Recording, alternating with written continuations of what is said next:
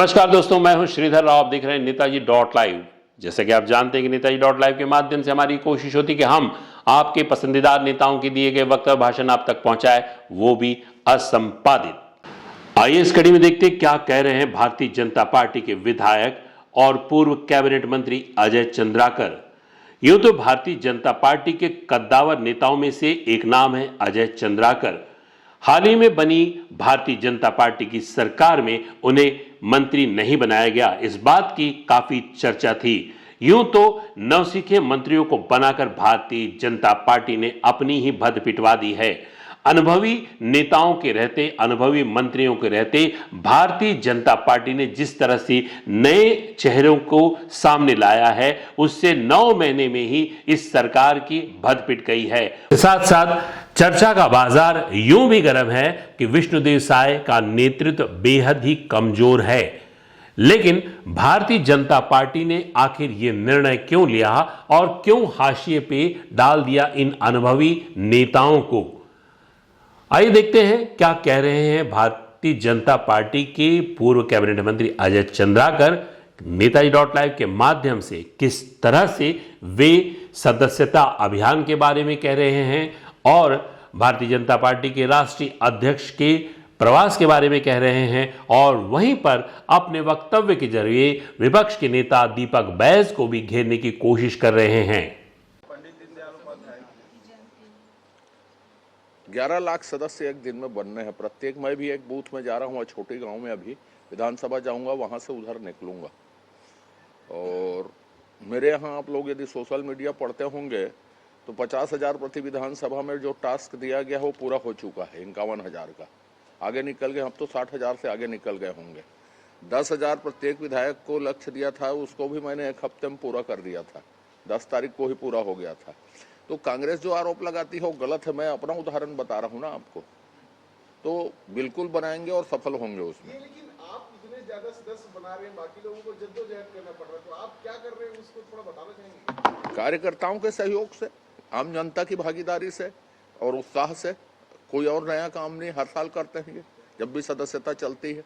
लेकिन देखा जाए पिछले 25 दिनों में जो सदस्यता अभियान चला, आप लोगों ने लगभग 20 लाख से अधिक सदस्य जोड़े हैं। एक दिन में 11 लाख का टारगेट टच कर पाएगी?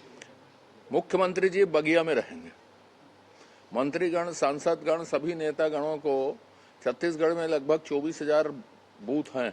भाजपा एकमात्र पार्टी है जिसके बूथ स्तर पर संगठन है, तो सबको एक एक बूथ दिया गया है। मैंने अपने बारे में भी बताया, तो वो लक्ष्य पालेंगे, कोई बड़ी बात नहीं है। वो 27 तारीख से कांग्रेस पदयात्रा निकालने जा रही है। कि हरियाणा और जम्मू की चुनाव व्यस्तता के बीच हमारे राष्ट्रीय अध्यक्ष माननीय जगत प्रकाश नड्डा जी छत्तीसगढ़ के प्रवास पर आ रहे हैं और वो छत्तीसगढ़ में चल रहे सदस्यता अभियान की समीक्षा करेंगे। तो इससे पता चलता है कि भारतीय जनता पार्टी में सदस्यता अभियान कितना प्राथमिक कार्य है। कांग्रेस कह रही है कि छत्तीसगढ़ में सदस्यता अभियान की स्थिति बुरी है, इसीलिए केंद्र से मिलवाना पड़ता है। सदस्यता हमारा प्राथमिक कार्य है और बहुत बार दिल्ली में समीक्षा हुई, बहुत बार यहाँ आके होती है। और जिस पार्टी में संगठन नहीं है, जो संगठन कांग्रेस व्यक्ति सापेक्ष संगठन है, परिवार सापेक्ष संगठन है, उसको आम जनता से जुड़ी पार्टी की सदस्यता में कोई टिप्पणी करने का अधिकार नहीं है। ये कांग्रेस ने एक बात और कही है कि नेताओं को टारगेट मिल रहा है, लेकिन न्यूज चैनलों के मालिकों को भी टारगेट दिया जा रहा है सदस्य बनाने का। दीपक बैज ने कहा है सर। दीपक बैज के बेचारे जद्दोजहद में लगे हैं अभी नेता बनने के, तो इसलिए उसको बोलना जरूरी है, इसलिए वो बोलते। तो बोलने को गंभीरता से आप लोग मत लिया करें, अभी वो जद्दोजहद में है नेता बनने के। अच्छा, ये लगातार जो चाकूबाजी की घटनाएं सामने आ रही हैं,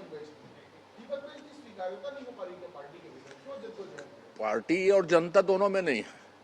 गांधी परिवार के विश्वसनीय हो सकते हैं, तो उससे जनता और पार्टी में आधार बन जाए, ये जरूरी थोड़ी है।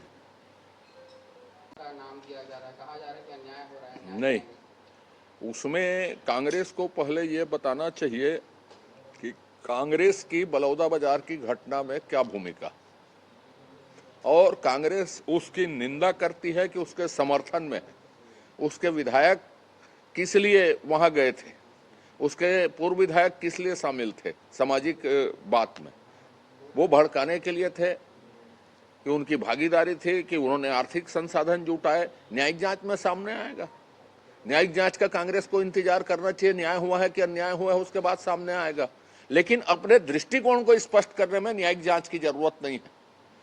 तो नाटक करने के बजाय जो उन्होंने मांग की विधानसभा में न्यायिक जांच की, वो हो रही है, उसका इंतजार करना चाहिए राजनीतिकरण करने के बजाय। एसपी के खिलाफ एफआईआर दर्ज करने की अनुशंसा की, निर्वस्त करके उन्हें जेल में मारने का आरोप लगाया है। 5 कहाँ? बलौदा बाजार में। ये कवर्धा वाले मामले। देखिए, चूंकि मजिस्ट्रेटियल जांच के आदेश हुए, तो कांग्रेस को आरोप लगाने के बजाय उसका इंतजार करना चाहिए। एक दूसरा, श्रीमती किरणमयी नायक ने ये कहा था कि मैं इस्तीफा नहीं दूंगी सत्ता परिवर्तन के साथ, तो उसका मानसिक जुड़ाव किधर है ये बहुत स्पष्ट है। और आयोग जैसे संवैधानिक जगहों में राजनीति नहीं होनी चाहिए, पूर्वाग्रह से बयान नहीं देना चाहिए, मजिस्ट्रेटियल जांच के परिणामों का इंतजार करना चाहिए। अपराध कहीं, बिल्कुल साहब, अपराध कहीं पे भी हो, शहर में, गांव में, वो अच्छी बात नहीं है। बढ़ रहा हो तो, नए तरीके के हो रहे हैं तो। मैंने कहा कि माननीय मुख्यमंत्री जी ने कलेक्टर एसपी को एक साथ हटाया, एक प्रशासनिक दृष्टि से बहुत बड़ा कदम है, और ये पहली बार हुआ कि किसी घटना में एक साथ हटाए गए। तो कदम तो उठाए गए हैं, हमको देखना चाहिए। फिर हम लोग मौजूद हैं, यदि नहीं होगा तो और सख्त कदम उठाया जाएगा उसके लिए। जो श्रमिक न्याय योजना कांग्रेस ने बनाई थी, उसमें क्या किया उन्होंने ये बताइए। जितने लगभग 400 करोड़ रुपए से ज्यादा दोनों मंडलम में जमा थे, 1 रुपये कांग्रेस ने खर्च नहीं किए, कोई योजनाएं नहीं बनाई। उनका कहना सिर्फ कागजी है, पर आपने जो ध्यानाकर्षित किया है उस पर गंभीर है सरकार। निश्चित रूप से ये चिंतनीय है और काफी बड़ी कार्यवाही माननीय मुख्यमंत्री जी ने कवर्धा की घटनाओं के पश्चात की है, और उसका एक संदेश तो जाएगा ही। और जीरो टॉलरेंस कानून व्यवस्था पर उन्होंने कहा, और इतनी बड़ी कार्यवाही एक घटना में छत्तीसगढ़ के इतिहास में नहीं हो कि कलेक्टर और एसपी एक साथ हटाए जाए, तो उसका परिणाम आएगा। देखिए, जिस तरह से जो 33 महिलाओं को जेल में रखा गया है, राज्य मैं प्रदेश ही नहीं देश में जहाँ पे आस्था जुड़ी है वहाँ पे शुद्धता, पवित्रता का ख्याल रखा जाना चाहिए, और इसके लिए जो कदम उठाए जा सकते हैं वो कदम उठाया जाना चाहिए। मैं समर्थन करता हूँ इस बात का।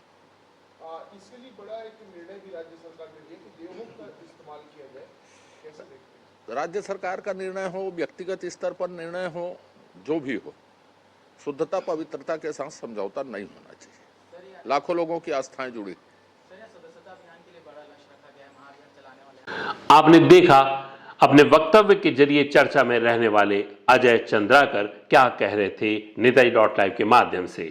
हमारे इस चैनल में बने रहने के लिए हमारे इस चैनल को लाइक करें, शेयर करें, सब्सक्राइब करें। नमस्कार। नेताजी.live के प्रायोजक हैं Satyadeep diagnostic and clinic, Supela, Bhilai.